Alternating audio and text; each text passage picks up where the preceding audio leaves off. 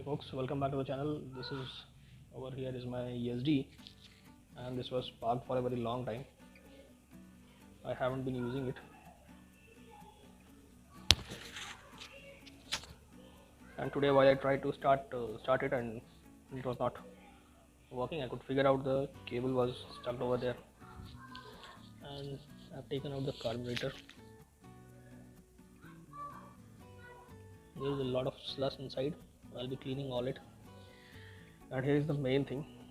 That is the carburetor. It is a G-Cove, as you can see over here, and the issue that it is facing right now over here is that the carb slide is stuck in between. So the carburetor slide is not able to come up. It's completely stuck. Might be because of prolonged unuse of the carburetor and the temperature gradient that we are facing summer to winter. It is around 6 degrees, 7 degrees over here.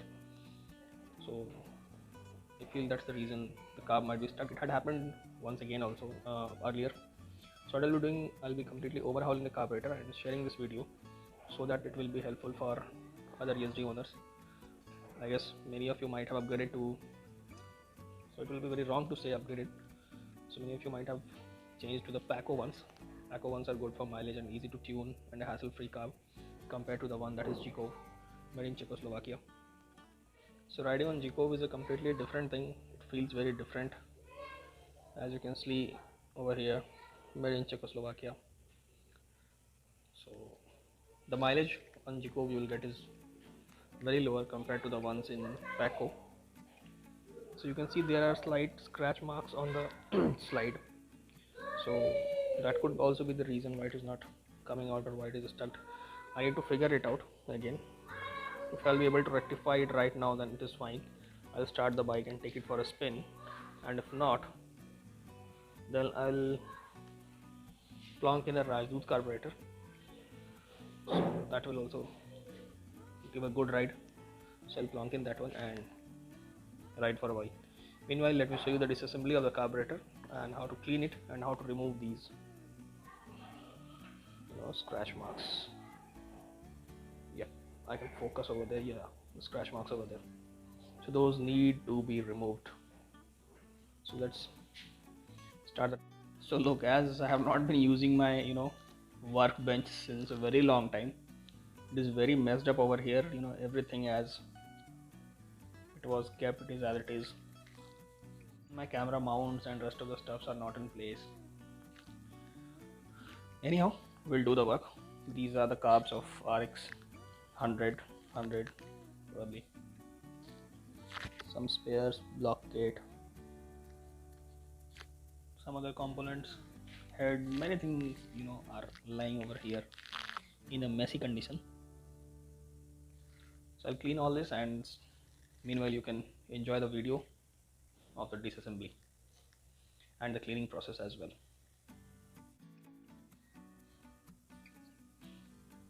So let me tell you first theoretically.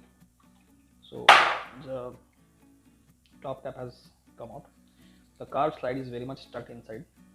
When I'm trying to push by putting my fingers beneath, I'm not able to. So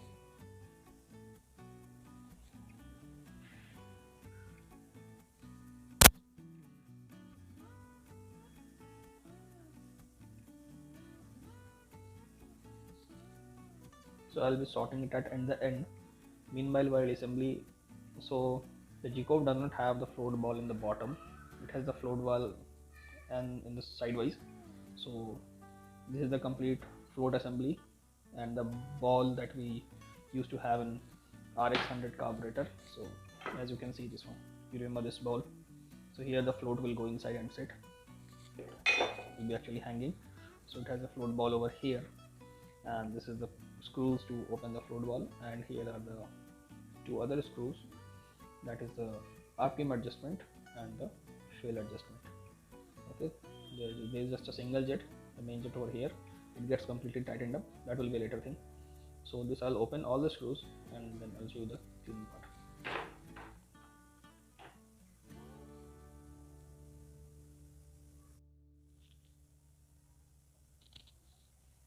So now the top part, as I said earlier, that this is the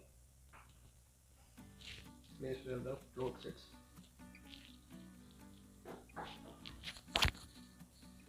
By unmounting these two screws,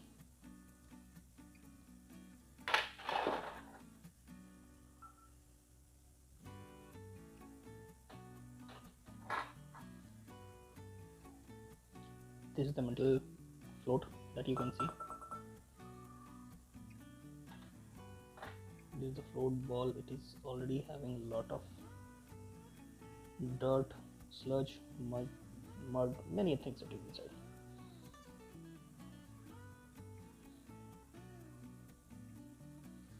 Alright,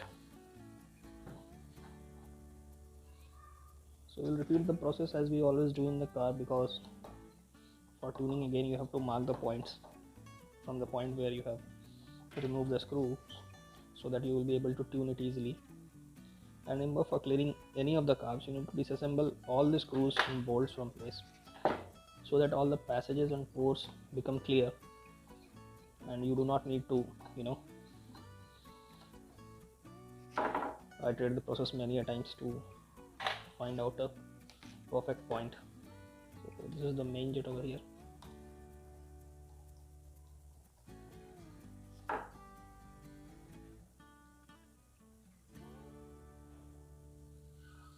This is a 50 number jet,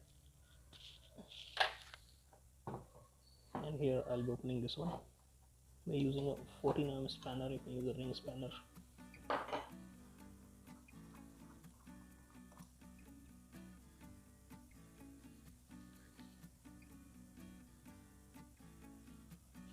This too has a lot of sludge sitting inside. Let me show you.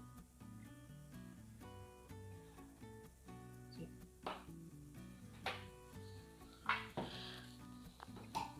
So all the components are removed. This one is one of the jets that also needs to be removed,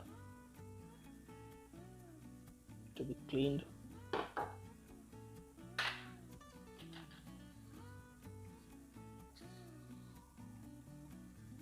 So here it comes off.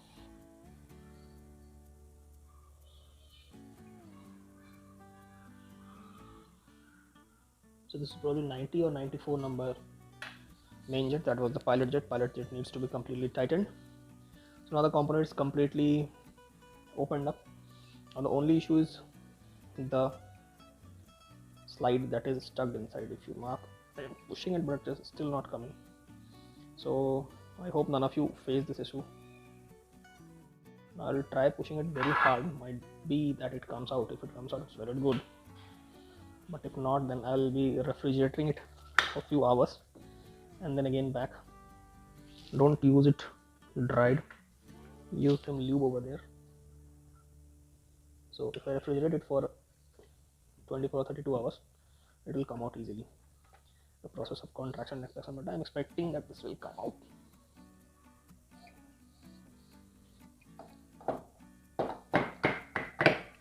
Whenever you have to tap any of the aluminum component, use some soft compound like this plastic, or you have in case rubber mallet, it's well and good, or a wooden log or a stick would be fine. So this has slightly come up, but not completely. Now what I'll be doing is I'll be using a wire.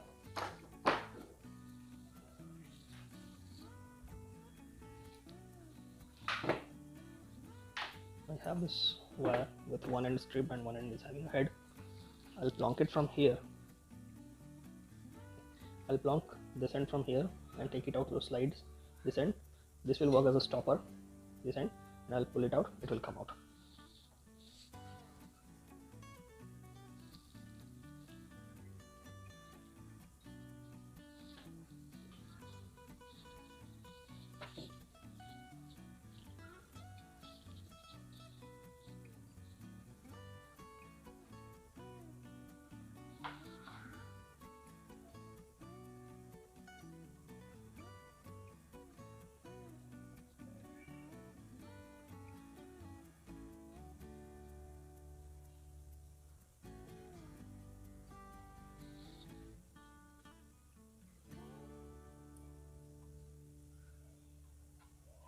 Today I am trying this another method, because earlier I have use the process of heat and cold. Now it's completely set over there, the bottom end. Now I can pull it.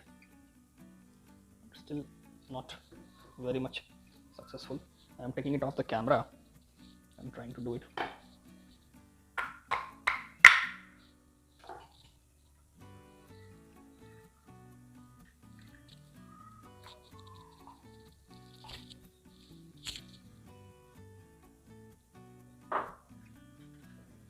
Finally it has come out. You can see that it has come out.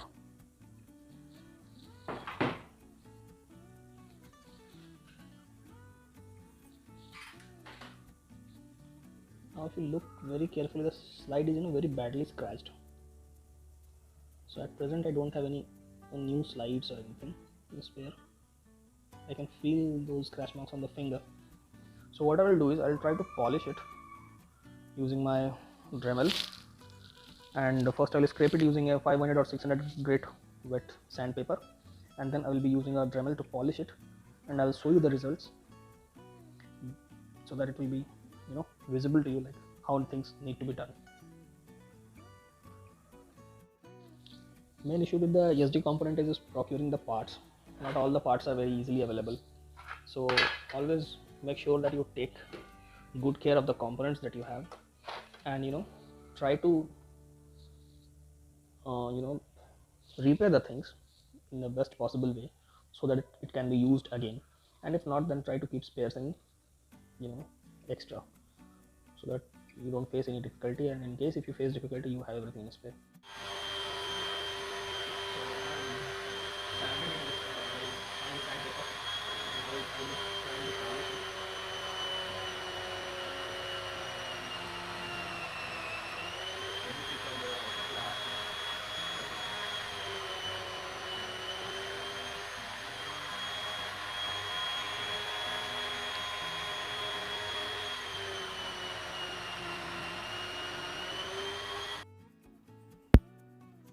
So now as you can see, I have frozen the slide for 3 to 4 days, and I'm taking it out. So after polishing it and after freezing it, let me show you if it fits back. As you can remember that it was not fitting at all. So now it is the same slide. You have to, let me focus a bit, you have to align this pin notch which is inside along with this lining of the slide.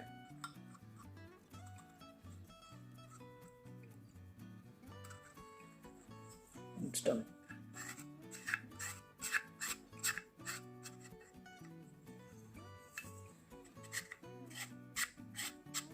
Now it's perfectly sliding inside.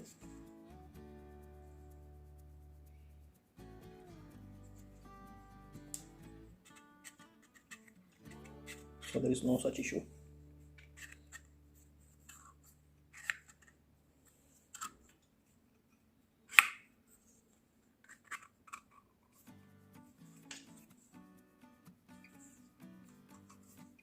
It shouldn't do very much. It should be slightly, kind of wall से सट के जाना चाहिए. It should stick to the wall and then go. It should not like fall like a free fall.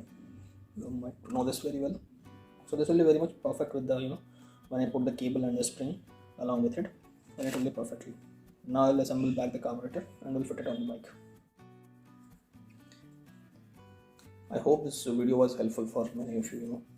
Many of you might be stuck with this, those who are using the Jekov carburetor, or if not, might be back, or anyway you might be stuck with the Jekov carburetor or any kind of carburetor where the slide is stuck in between the body and the carb.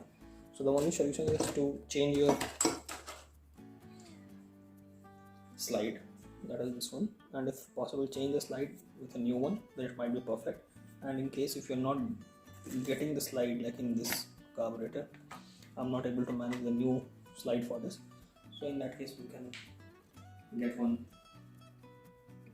DIY task done yourself, and is simply polishing, grinding and then putting it. Make sure you don't polish it very much, because too excessive of polishing will increase the gap between the carburetor body, this part, and the slide, and will make air leakages will be more and you won't get proper acceleration. So this is kind of a temporary work. If you are very good with it, you can do it perfectly. If you are not, then you can mess up with all the tasks. But one thing you know very well, that to keep running these old bikes, you need to do some other kind of works by yourself. Unless mentally you are able to do these tasks, it's very hard to retain all the bikes. So this was just a very simple video that I was making to explain you the removal of carb disassembly and how to correct the slide which gets stuck inside the throttle body or the carburetor. So this is the process. So hope you like the video. In coming video I'll show you the assembly and cleaning process of this same carburetor so that it will be helpful for anyone, and I'll explain you the most special feature of this, that is called the tickler of the ESD. So this tickler mechanism is very critical mechanism, very crucial and very interesting as well, which has attracted me and might be many of your people since the childhood. So I'll explain you how this works, and meanwhile I'll explain you the assembly process and will show you the starting of my ESD after so much of prolonged standing period. Stay tuned for the coming videos. Thank you, take care, bye bye, Jai Hind.